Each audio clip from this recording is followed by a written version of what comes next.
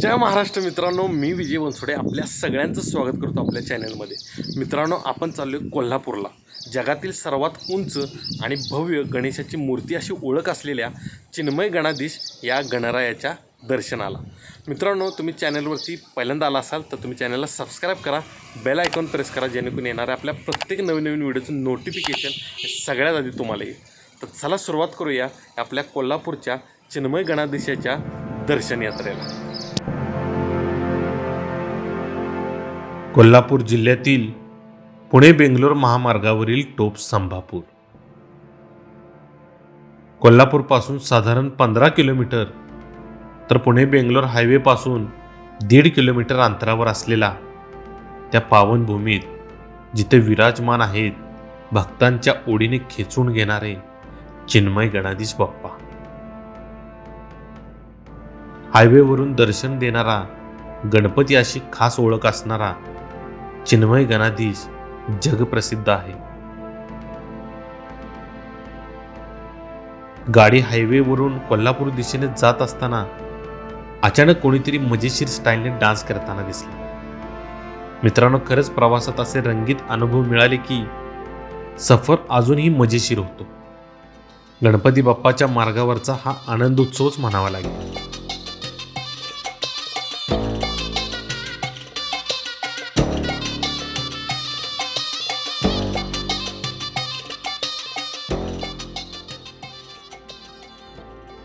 आत प्रवेश करताच आपल्याला दिसतो तो सुंदर सभामंडप.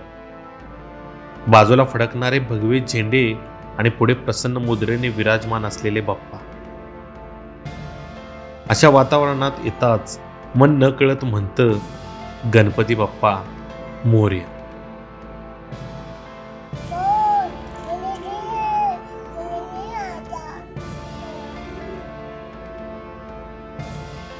भारतातील सर्वात उंच गणेश मूर्ती चिन्मय गणाधीशाची ही मूर्ती सर्वात उंच गणेश प्रतिमा मानली जाते.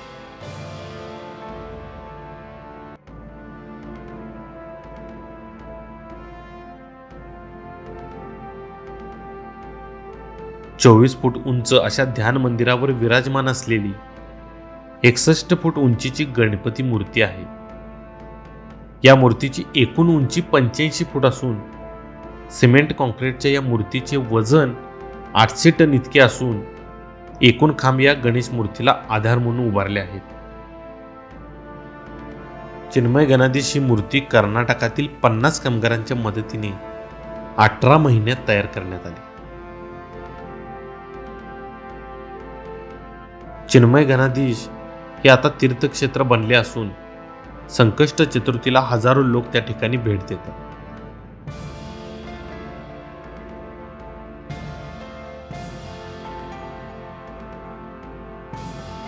चिन्मय गणाधीशांच्या मंदिरात दर्शनानंतर इथे आणखी एक विशेष जागा आहे, ते म्हणजे ध्यान मंदिर.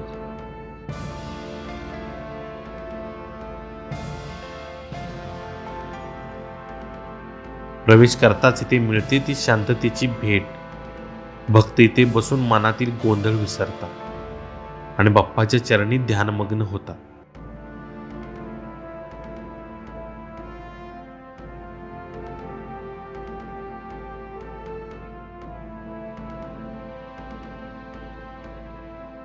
खरंच ही जागा म्हणजे केवळ मंदिर नाही तर आध्यात्मिक समाधानाचं स्थान आहे. गणेश मंदिरानंतर इथे आणखी एक पवित्र ठिकाण आहे, ते म्हणजे शिवमंदिर. पण हे केवळ दर्शनापुरतंच नाही, इथे उलगडतं ते म्हणजे जीवन दर्शन.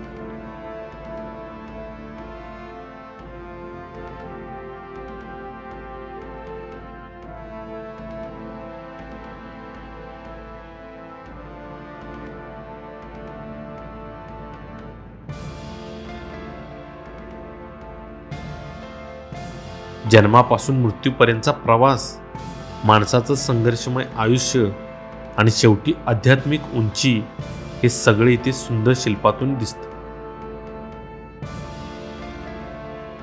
म्हणूनच हे मंदिर म्हणजे केवळ उपासनच नाही तर जीवन समजून घेण्याचं स्थान आहे. हे आहे चिन्मय जीवनदर्शन. हे केवळ एक स्थळ नाही, तर संपूर्ण आयुष्याचा प्रतिबिंब आहे. जन्मापासून मृत्यूपर्यंत माणूस किती टप्पे पार करतो हे इथे अगदी जिवंत रूपात दिसतं. प्रत्येक शिल्प, प्रत्येक दृश्य मनाला एक नवीन विचार देतं. खरं जीवन समजून घेण्यासाठी आणि त्याचा खरा अर्थ शोधण्यासाठी हे स्थान म्हणजे एक मार्गदर्शक आहे. तर मित्रांनो, हा होता टोप संभापूरच्या चिन्मय गणाधीशांचा प्रवास.